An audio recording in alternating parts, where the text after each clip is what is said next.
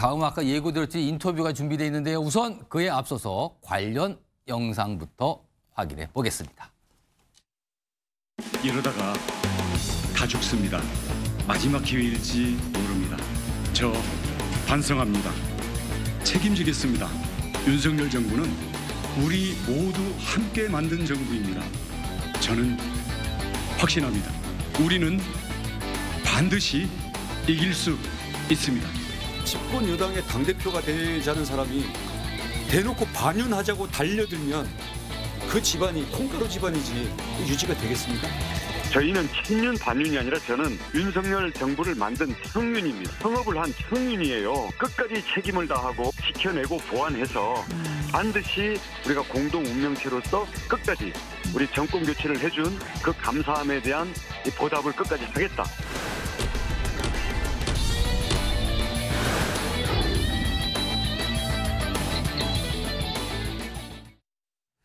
자, 국민의힘 전당대회 내달에 다가올 텐데요. 이 전당대회가 이분의 등판으로 더욱 뜨거워졌다. 정치권 이렇게 보시는 분이 많더군요. 원희룡 전 국토부 장관 나와 계십니다. 안녕하십니까? 네, 안녕하세요. 예, 요즘 바쁘신데 오늘 부산 갔다 오셨죠? 예, 지금 비행기 타고 바로 왔습니다. 급하게 오셨군요. 알겠습니다. 네. 자, 질문이 많이 준비돼서 제가 좀 속도 좀 내보겠습니다. 시작부터. 우선 많은 분들이 좀 궁금해하시더군요. 당권 도전 의사를 결심하셨을 때 윤석열 대통령께 좀 소식을 알렸는가? 일단 예, 언제쯤 알렸어요? 6월 20날 예. 저희 원팀의 자체 회의를 예. 해서 경론 끝에 결론을 내리고는 예. 우리 이제 함께 선거를 치러야 될 사람들에 대해서 긴급 연락을 하면서 예. 동시에 저는 대통령께 전화로 구두 보고를 드렸습니다. 20일 날 연락을 하신 거네요. 예, 6월 20날. 당시에 윤석열 대통령의 반응은 어떻던가요? 갑작스러운 결정이고 다른 주자들은 이미 다 다녀가거나 전화를 다 했는데 예. 이제 막판에 이제 하니까 결정이 늦어지면서 조금 놀라시고요. 이왕 한 거 잘 해봐라. 근데 다른 주자들한테도 똑같이 격려를 한다. 그런 입장에서 말씀을 하시더라고요. 20일 날 전화 통화했고 조금 늦었군요. 이런 반응이 나오셨다는 네. 거예요. 알겠습니다. 원희룡 전 장관을 뭐 정치권에서 여러 가지 이렇게 따져보시는 분들이 많은데 친윤에 가장 가까운 후보 아니냐 뭐 이런 말씀들을 많이 하시는데 스스로 판단하시기에 본인은 친윤입니까? 오늘 뭐 어떤 인터뷰에서는 뭐 창윤이라고 또 말씀도 하셨던데요. 예, 저는 친소 관계는 윤 대통령과는 전혀 없었고 경선 때는 경쟁자였습니다. 하지만 경선 결과를 나왔을 때 정권 교체를 위해서 제 모든 것을 낮추고 던져서 사실 본부장을 맡았죠. 그렇기 때문에 저는 친윤 반윤이 아니라 창윤입니다. 공동 창업을 했던 창업. 예, 우리 당원들과 마찬가지로 그러면 친윤 그 이상으로 가는 약간 표현이네요. 이거는 친윤 반윤을 가르는 것은 갈라치는 것이고 얄팍한 관전자의 입장이기 때문에 저희는 만들었기 때문에 끝까지 공동 운명처에서 책임을 져야 된다. 어려울 때일수록 도와줘야 된다. 그런 입장입니다.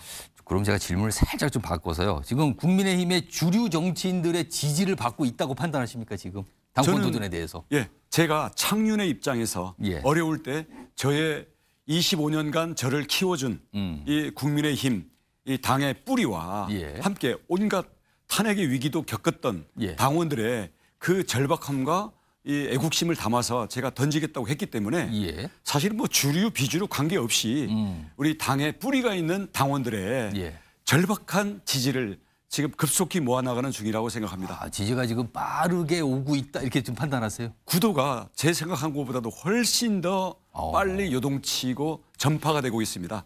전파되는 데는 시간이 걸리겠지만요. 날이 갈수록 하루가 다르게 판은 급변할 겁니다. 자, 지금부터는 제가 여러 가지 윤석열 대통령 관련된 그도 최근에 아까 판세와 비슷한 얘기까지 하셨는데 최대 경쟁자죠. 한동훈 전 비대위원장 얘기 좀 질문 좀 드려보겠습니다. 한 전 위원장 최근에 홍준표 대구시장 그리고 오늘도 아까 방송 중에 달았는데요. 이철우 경북지사는 안 만난다 그랬고요. 그리고 이 두 지방자치단체장께서는 한 전 위원장의 출마에 대해서 매우 비판적인 입장을 냈어요. 왜 그런다고 보십니까? 저희들이 표현은 뭐 다를 수가 있는데 두 가지로 얘기할 수 있어요. 우선 하나는 우리 한동훈 위원장의 경우에는 좀 더 정치를 좀 더 수련하고 지도자의 길을 가자. 예. 검사에서 곧바로 대통령 또는 곧바로 당대표로 직행하는 사례는 예. 윤석열 대통령 한 분.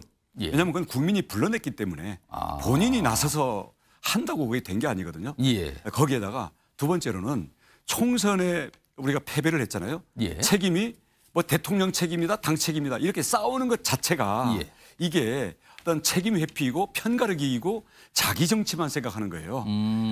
우리 정치에서는요. 지도자는 이게 책임 때문에 공방이 벌어지고 내부 분열이 될 것 같으면 예. 일단 자기가 모든 책임을 끌어안고 일정한 휴식기를 가져주면서 예. 국면이 지나가는 다음에 등장을 하는 겁니다.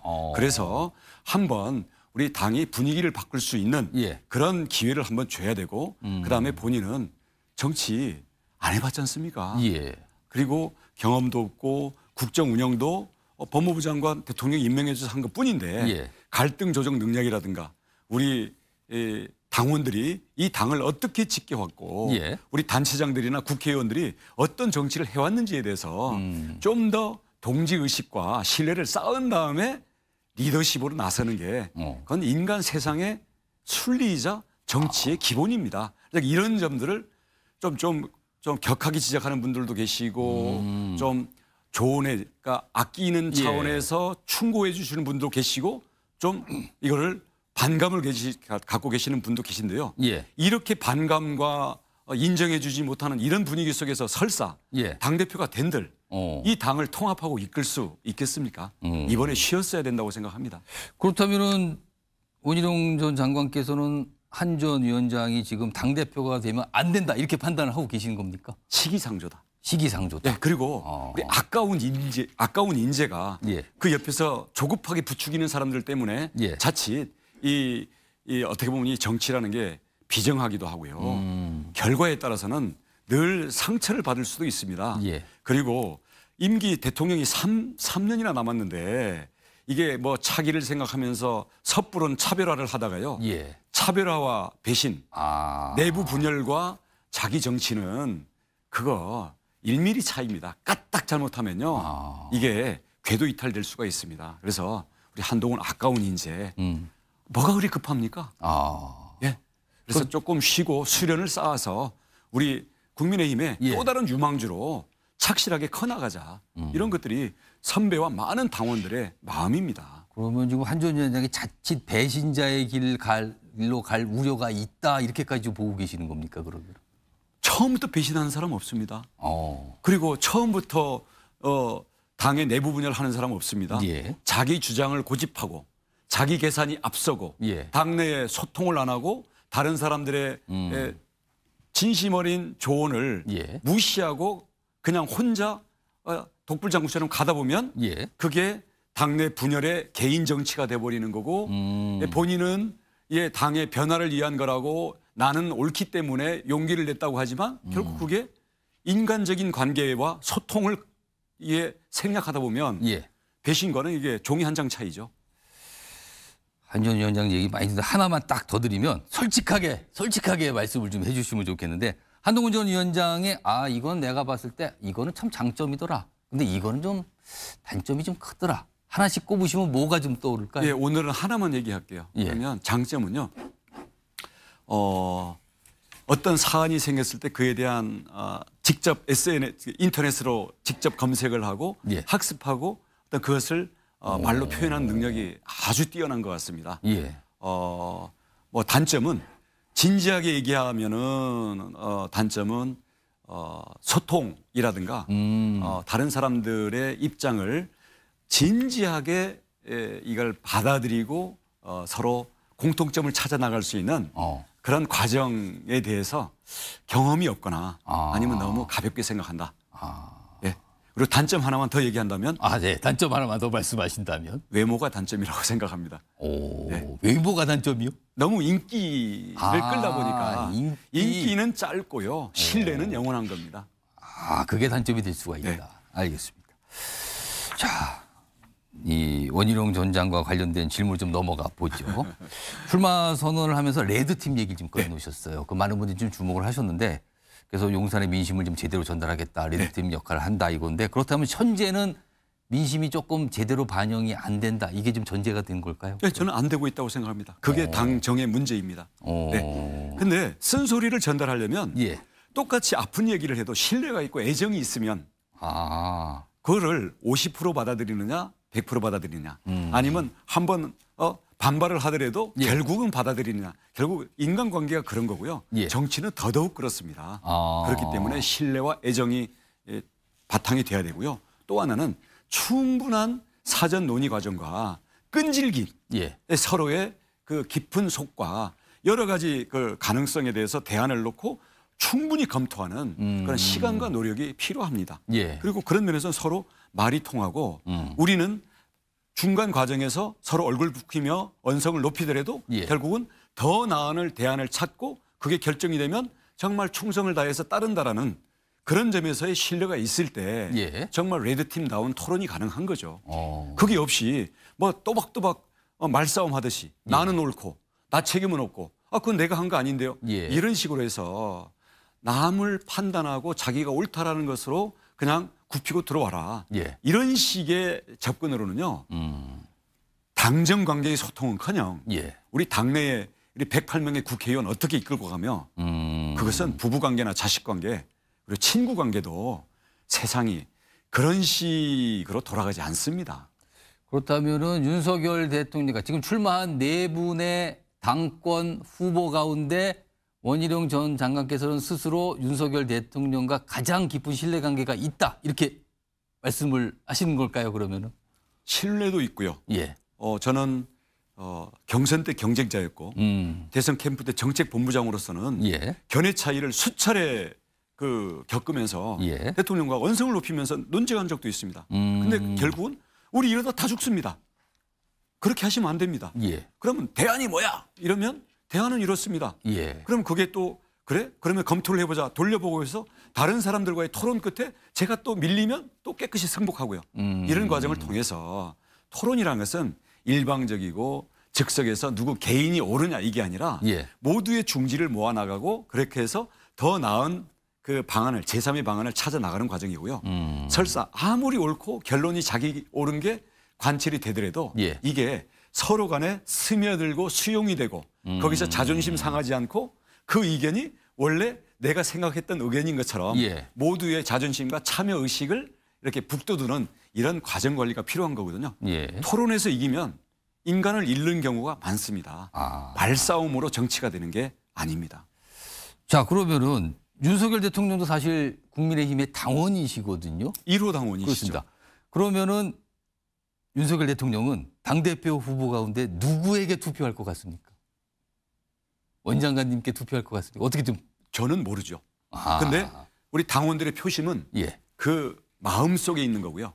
그 마음 속에 있는 것은 겉으로 보여지는 모습 또는 이 번지르르한 말 또는 뭐 형식적인 논리 이것보다는 우리가 2017년에 분열했다가 탄핵당하고 정권을 내주고 지금까지도 그 후유증이 남아있는데 이런 것을 되풀이하지 않기 위한 안정과 통합의 리더십 이 부분에 대해서 지금 당원들이 절박하고 목말라 있기 때문에 그런 점에서 25년 동안이나 당에서 국회의원 3번, 도지사 2번, 장관 1번, 그리고 정책본부장, 대선 캠프, 그리고 경선까지 나섰던 이런 저의 경험과 우리 당에 대한 충정을 이때 안 사용하고 줬다 어디에 써먹을 겁니까? 그런 점에서는 1호 당원부터 우리 저기 한 80만 당원이 있는데요. 책임 당원이 있는데요. 우리 80만 번 당원까지 저는 시간이 갈수록 절대 다수가 같은 마음으로 우리 당의 재정비를 위해서 결집할 거라고 저는 확신합니다. 제가 이 질문을 드린 거는 한동훈 전 위원장이 윤석열 대통령이 본인에게 투표해 주길 바란다라는 또 말을 남겼거든요. 그래서 그 똑같은 맥락 질문 들어봤는데. 아니 그러려면 그 쌓여있는 불신과 갈등의 과정에 대해서 풀고 나왔어야죠. 아니면 풀기 위해서 노력이라도 했어야죠. 근데 그거는 싹 무시하고 만약에 당대표가 되면 공적인 관계니까 공적으로 대할 거니까 문제가 없다? 저는요. 이재명 민주당 그 어버이당 대표와 이번 총선에서도 붙었고 대장동 때 거기를 대선 떨어뜨리는데 제가 선봉장이었지 않습니까? 그런 점에서 봤을 때는 저는 이재명 당대표와 저는 공적인 관계로 대할 거기 때문에 문제가 없지만 우리는 동지이고 우리는 당정 관계의 협력자이고 그리고 국민들이 걱정하고 우리 당원들이 걱정하는 문제에 대해서 누구보다도 가슴에 흉금을 터놓고 모든 가능성을 놓고 이야기하고 설사 내부에서 싸움과 갈등이 있더라도 그것을 더 좋은 의견과 결론이 났을 때는 이것을 책임을 서로 분담해서 국정 성공을 위해서 몸바칠 그런 신뢰와 헌신이 전제되고 자기를 희생할 수 있는 이런 자세가 전제돼야 이제 되는 거고 그 밑에는 인간관계가 전제돼 있어야 되는 거예요. 예, 정치는 인간관계가 종합된 그 바탕 위에 공적인 책임을 다하는 그런 갈등 관리의 예술이라고 봅니다. 그럼 지금까지 20년 동안 눈에 넣어도 안 아프고 우리 그 뭐 넥타이 살 때 뭐 같이 동생처럼 넥타이도 챙겼던 그런 관계가 어떻게 인간관계에서 이렇게 하루아침에 이렇게 바뀌는지에 대해서 해명이 있어야 되고요. 왜냐하면 친소관계, 친윤, 원조 친윤은 한동훈 장관 아닙니까? 그 친분 때문에 아니 대선 때 아무것도 안 했는데도 초대 법무부 장관하고 비상대책위원장까지 맡았는데 그렇다고 한다면 그 인간관계에 대해서 본인은 어떻게 생각하는지 그리고 정치라는 게 인간의 친소관계가 후지다 그랬던데요. 친소관계를 가지고 따지는 게 아니라 친소관계는 제가 가장 없었던 사람입니다. 저야말로 윤 대통령과는 공적인 관계입니다. 하지만 우리는 정권을 같이 만들었고 어려울 때일수록 힘을 보태줘서 국민들의 기대를 다시 회복해야 되는 그런 공동 운명체이고 공동 책임이지 나는 옳고 당신이 인기가 떨어져서 그것 때문에 우리 피해가 오니까 나는 차별화하겠다. 그리고 그 여론과 반대로 가니까 우리는 비판하겠다. 그러려면 야당을 해야죠. 여당은 대통령과 함께 책임을 지기 때문에 여당이고요. 얼마나 어렵게 우리가 집권을 했습니까? 우리 당원들의 자부심과 지난 대선에 대한 어떤 우리의 그 보람 이 부분들이 지금 비록 국정 지지율이 어렵고 좀 총선이 참패한 것 때문에 우리가 전부 망연자실에 있긴 하지만 이럴 때일수록 책임을 묻고 남 탓하고 내부에서 공격을 밖에 나가서 공개적으로 하고 내부 소통은 하나도 안 하는 이런 자세로는 몇 발짝 가지도 못하고 이재명 조국의 탄핵 발차, 탄핵에 대한 개문 발차에 우리가 휩쓸려 들어가는 수가 있다. 우리 당원들요. 2017년 한 번이면 됐지 2번 그런 악몽으로 다시 가고 싶지 않습니다. 알겠습니다. 한동훈 전 위원장 얘기를 자세해서 제가 이거마저 좀 질문 좀 드려봐야겠네요. 오늘 사실은 한동훈 전 위원장이 인터뷰를 통해서 한 말로 좀 공개가 됐는데 김건희 여사 수사 관련해서 누구라도 적극적으로 수사에 응해야 한다. 그리고 검찰은 적극적이고 빠르게 수사다. 이렇게 얘기를 꺼내놨거든요. 이건 좀 어떻게 판단하십니까? 그럼 100번 맞는 말입니다. 지금 검찰 수사 중이잖아요. 근데 제가 묻고 싶은 것은 도이치 사건. 문재인 정부 때 몇 년 동안 탈탈 털었던 거거든요. 법무부 장관 수사에 대한 일반 지휘권도 있는데 법무부 장관 1년 반 동안 하는 동안 왜 그 종결 조치 안 했습니까? 그래서 왜 특검의 빌미가 되게 합니까? 대신 그 파우치인가 가방인가 그 사건은요. 지금 검찰에서 수사 중이지 않습니까? 그건 뭐 우리 여사든 아니면 뭐 대통령의 할아버지든 일반 국민처럼 수사에 협조하고요. 만약 거기서 뭐 의전적인 문제가 있다면 그것은 또 국민들이 납득하는 선에서 뭐 상식적으로 하면 되는 거 아니겠습니까? 우리는 특혜나 은폐를 바라지 않습니다. 알겠습니다. 지금 뭐 경쟁자가 4분이나 3분, 그러니까 포함해서 4분이 도전 중이신데 특히 이제 나경원 의원과 관련돼서 단일화 또는 연대 얘기가 나오는데 단일화할 의사가 있으십니까? 자꾸 거기에 대해서 그 좀 민감하게 반응하시니까 제가 더 이상은 얘기 안 하겠습니다. 많은 분들이 질문을 하셨죠 이미 좀. 뭐 근데 그 시작도 안 했는데 무슨 단일화냐 그렇게 말씀하셨는데 저는 그거를 100번 존중합니다. 알겠습니다. 이건 좀 초기부터 너무 빠르게 나온 질문이다 이렇게 말씀하신 것 같네요. 그러면. 아니 그건 상대가 있는 얘기니까. 알겠습니다. 사실은 뭐 한동훈 전 의원도 그렇지만 원희룡 전 장관께서도 지금 원내, 그러니까 국회의원 신분은 아니시거든요. 그러니까 원내는 벌써 제가 3번 거쳤어요. 그러니까 지금 일각에서는 원내 당대표는 약간 한계가 있는 거 아니냐에는 뭐라고 좀 딱 답을 하실까요? 국회 한 번도 안 들어가 본 당대표 같은 경우는 뭐 원내가 아니라 그 경험임을 모르고 국회의 그 내부의 정당 간의 싸우고 또 뒤로 협상하는 관계를 잘 모르니까 잘 모르고 경험이 없으면 문제는 안 가르쳐주면 짐작도 못하지만 저는 이미 3번 국회의원 해봤고요. 외통위원장 해봤고요. 당 사무총장 해봤고요. 현역 의원들 전부가 참여한 정책본부를 이끌면서 제가 윤석열 정부의 공약과 국정과제 설계하고 국토교통부 장관으로서 우리 모든 여당, 야당 국회의원들과 협력하면서 우리 국토균형 발전 정책과 주택값 안정, 화물연대 정상화, 그리고 건설노조의 어떤 그 정상화 이것을 이미 힘차게 추진했던 사람입니다. 저의 원내 경험은 넘치기 때문에 저는 원내, 지금 현재 제가 원외, 총선 패배했으니까 원외와 그다음 국토부 장관 그리고 그 대선 경쟁자이자 캠프로서 책임을 졌던 입장에서 원내, 원외, 용산의 삼각편대를 아우르고 통합하고 갈등 조절하면서 여기에서의 야당에 대한 거대 야당에 대한 전투력 또 국민들이 바라는 어려운 경제에 대한 국정 성과. 그래서 싸우면서 일하고 일하면서 싸울 수 있는 삼각편대의 통합 지휘력을 가장 풍부하게 갖추고 있는 그런 후보라고 저는 자신 있게 말씀드릴 수 있습니다. 알겠습니다. 지금 한 40초 남았는데요. 질문이 내가 빨리 한번 들어볼게요. 차기 대선에서는 원장님께서는 당연히 출마할 거다 이렇게 봐도 됩니까? 자꾸 그거 묻는데요. 지금 6개월 앞도 지금 어떻게 될지 그때 잘못하면 당이 있을지 없을지도 모르고 그러면 다음 대선 그 판 자체가 없어질지도 모르는데 우선 당장의 위기를 구해내는데 그리고 그래서 당을 안정시키고 당의 어떤 분열 요소를 통합시키는 그런 당의 구심점 역할을 하는 데에만 집중하고 제 온몸을 던지겠습니다. 알겠습니다. 오늘 뭐 여러 가지 질문에 답변 참 잘 주셨는데 오늘 말씀 여기까지 듣도록 하죠. 지금까지 원희룡 전 국토부 장관이었습니다. 고맙습니다. 감사합니다.